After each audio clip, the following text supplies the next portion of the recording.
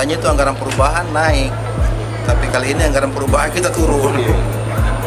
Jadi menyesuaikan dengan Impres, kemudian kita juga menyesuaikan dengan Surat Edaran Menteri Dalam Negeri nomor 900 yang menyatakan melakukan penyesuaian sesuai dengan visi misi gubernur. Tadi dia disampaikan 8 alasan penyesuaian APBD, salah satunya kan ada bantuan keuangan ke pemerintah desa, Pak.